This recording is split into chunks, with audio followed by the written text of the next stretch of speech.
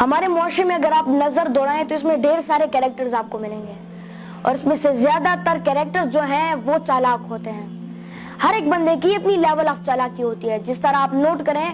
کہ میٹرک کا اسٹوڈنٹ اس لیے نقل کرتا ہے کیونکہ وہ سمجھتا ہے کہ زیادہ مارکس ملیں گے تو ایک بڑے سے کالج میں مجھے ایڈمیشن ملے گا، اس کی اپنی لیول آف چالاکی ہوتی ہے۔ دودھ والا دودھ میں اس لیے ملاوٹ کرتا ہے کیونکہ وہ سمجھتا ہے زیادہ دودھ زیادہ منافع، اس کی اپنی لیول آف چالاکی ہوتی ہے۔ لیکن یہ چالاک کیریکٹرز یہ بات بھول جاتے ہیں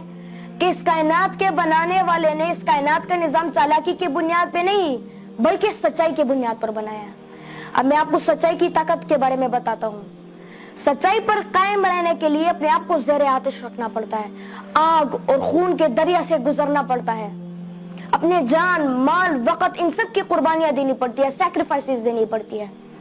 پھر جا کر آپ کی ایک فریکوینسی بنتی ہے، اور پھر قدرت آپ کی اسی فریکوینسی کو کیچ کرتا ہے اور پھر آپ کو ایسے مقام پر پہنچاتا ہے، ایسی عروج آپ کو دیتا ہے کہ پھر خدا آپ سے خود پوچھتا ہے بتا تیری رضا کیا ہے۔ پھر آپ پراسرار شخصیت بن جاتے ہیں، پھر آپ آب حیات پی لیتے ہیں اور ہمیشہ ہمیشہ کے لیے لوگوں کے دلوں میں زندہ رہتے ہیں۔ ایسے کیریکٹرز ہمارے تاریخ میں ڈھیر سارے ہیں، جس طرح مجدد الفسانی ہو گئے، علامہ محمد اقبال، سر سید احمد خان، اور سب سے بڑا کیریکٹر ہمارے آخری نبی حضور صلی اللہ علیہ وآلہ وسلم۔ مکہ کے کفار نے ان کو تنگ کیا اور مجبوراً انہوں نے مکہ چھوڑا اور مدینہ ہجرت کی۔ ڈھیر ساری تکلیفیں ان پر آئی لیکن انہوں نے برداشت کیا۔ پتھروں کی بارش ان پر ہوتی ہے لیکن وہ برداشت کرتے ہیں اور ان سب کو معاف کر دیتے ہیں،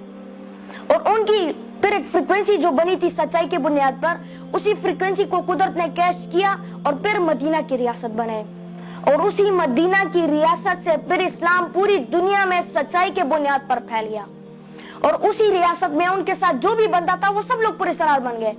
پھر 313 میدان میں اترتے ہیں لیکن 1000 کو شکست دیتے ہیں، پھر فضائے بدر پیدا ہوتی ہے، فرشتے نازل ہوتے ہیں، پھر یہ پیٹ پر پتھر باندھتے ہیں لیکن اپنی دور کی امریکہ اور رشیا سے ٹکراتے ہیں اور ان کو شکست دیتے ہیں، پھر یہ پراسرار بن جاتے ہیں۔ اور ایسے پراسرار لوگوں کے بارے میں اقبال کہتے ہیں کہ یہ غازی، یہ تیرے پراسرار بندے جنہیں تو نے بخشا اے ذوق خدائی، دو نیم ان کی ٹوکر سے صحرا و دریا سمٹ کر پہاڑی کی ہیبت سے رائی، دو عالم سے کرتی ہے بیگانت دل کو، عجب چیز ہے جس کے لیے لذت آشنائی۔ شہادت ہے وہ مطلوب و مقصود مومن، نہ مال غنیمت نہ کشور کشائی، خیابہ میں ہے منتظر لالقب سے، قبا چاہے ان کو خون عرب سے، کیا تو نے صحرا نشینوں کو یکتا، خبر میں نظر میں اذان سحر میں۔ اگر آپ آگے بڑھنا چاہتے ہیں تو سچائی پر قائم رہیں اور محنت کریں، سیکریفائسز دیں، اپنی جان مال وقت کی ان سب کی قربانیاں دیں، انگریزی سیکھیں اور ٹیکنالوجی، بلکہ انگریزی نہیں ڈھیر ساری زبانیں سیکھیں، چائنیز زبان سیکھیں چونکہ چائنا از ایمرجنگ پاور، وہ اکانومی کا ایک پاور ہے آج کل، تو چائنیز زبان سیکھیں، عربک سیکھیں۔ ہمارے زیادہ تر جب جمعے کے دن خطبہ ہوتا ہے تو کوئی بھی نہیں سمجھتا کہ مولانا صاحب کیا بولے، کیوں؟ کیونکہ ان کو عربک نہیں آتی۔ عربی زبان سیکھیں گے تو آپ پھر اسلام کے ساتھ کنیکٹ ہو جائیں گے،